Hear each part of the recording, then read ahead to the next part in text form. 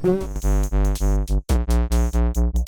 remember saying years ago, if Apple could only get their prices down, I feel like a lot more people would be buying Apple products. So in this video, we're looking at the cheapest iPhone available, the new iPhone SE, starting at $429. Even though design-wise, this is gonna look like the iPhone 7, 8, or the SE that came out in 2020, this one has the A15 Bionic chip. That's the same chip that's currently in the more expensive iPhone 13. As far as performance goes, this one's supposed to be 1.2 times as fast as the previous iPhone SE, over 2 times as fast as the older iPhone 8. It also comes with iOS 15 right out of the box, and something that a lot of other budget phones don't have, this one has wireless charging. This one has a little bit larger battery size as well, plus it's got a 5G connection, and something that none of the new iPhones have, a physical home button with Touch ID, and it's also going to support 20-watt fast charging. You can pick between 3 different colors: Starlight, which sort of looks like white, Product Red, and the one here is Midnight. You've also got 3 different storage capacities: 64, 128, or 256 gigabytes. It's got a 4.7-inch Retina HD display, 1334 by 750 resolution, 625 nits brightness, IP67, flash, water, dust resistant,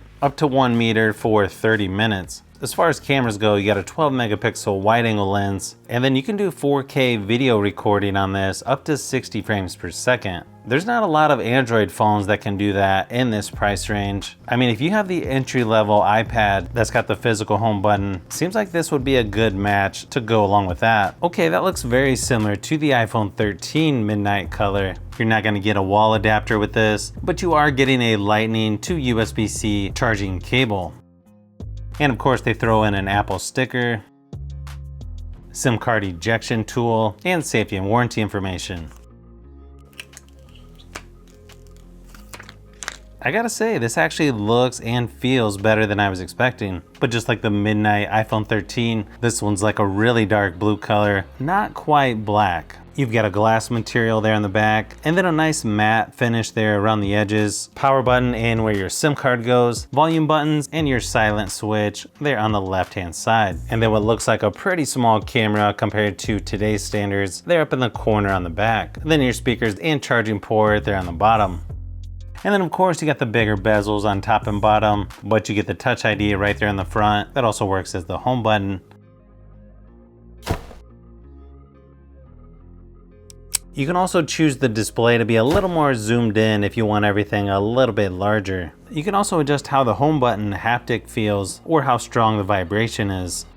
As far as the software goes, this is on iOS 15.4. As you can see, this is quite a bit smaller than my Pixel 6 Pro. I'm a little curious to see if this phone is better to use just because you can reach everything with one hand a lot easier than pretty much every other phone I've used. You can see as far as the screen size goes, it's not really a whole lot smaller than the iPhone 13. It's just a matter of, do you like those big bezels on the top and bottom? One thing I noticed is the iPhone 13 is definitely quite a bit brighter. Surprisingly, the Geekbench testing, it's actually higher than the more expensive iPhone 13. It's beating out the iPhone 12, iPhone 12 Pro, iPhone 12 Pro Max. The only thing I see it's getting beat by is the iPad Pro 11-inch. But again, we're talking about a budget or entry-level iPhone here.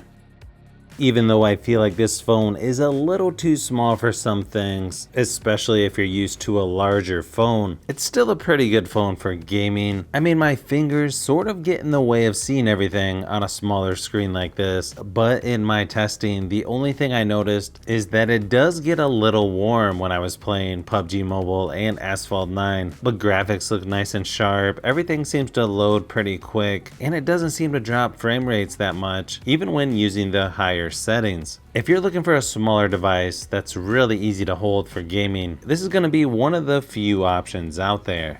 So it's going to be very similar to other iPhones out there. To get the notification shade, just swipe down from the top. Control center, swipe up from the bottom. Swipe down anywhere on the screen to do a quick search. Swipe left to the home screen where you can add or remove stacks. I gotta say, in person, the screen on here actually looks pretty good, considering this is the cheapest display and the lowest resolution. The other thing I noticed when I'm typing on this, yeah, it definitely feels a lot smaller than on my Pixel 6 Pro. So it looks like you've got one speaker on the bottom, one speaker up by the earpiece, then they have some fake holes here on the bottom. I'm not sure why they do that. It sort of makes it look like there's two speakers down there. Let's do a quick audio test just so you can see what the speakers sound like.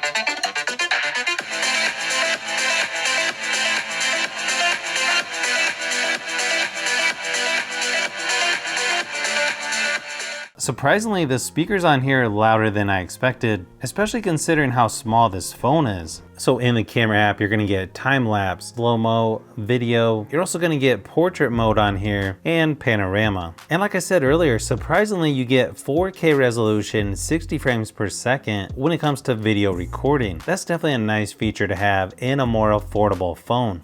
I think there might only be a couple Android phones that will actually do that around this price range. Pretty fast shutter speed on here as well.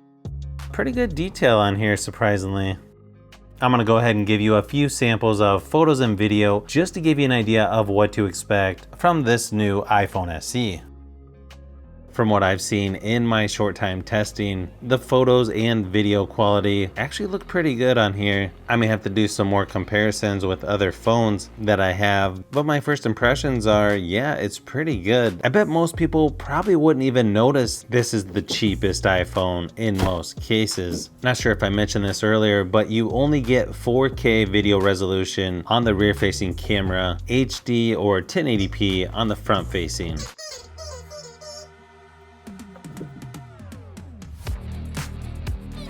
So hopefully this video gave you a little closer look at the new iPhone SE 2022 version. I know I'm a little surprised at how good this little phone is. I'm still not sure if I could switch to it full time as my regular phone, but from everything I've seen in my time with it, yeah, it's a really good option for anyone looking for a smaller phone, one that's a lot easier to use with one hand, and for anyone who wants an iPhone but doesn't want to spend a lot of money. I can definitely see Apple selling a lot of these this year.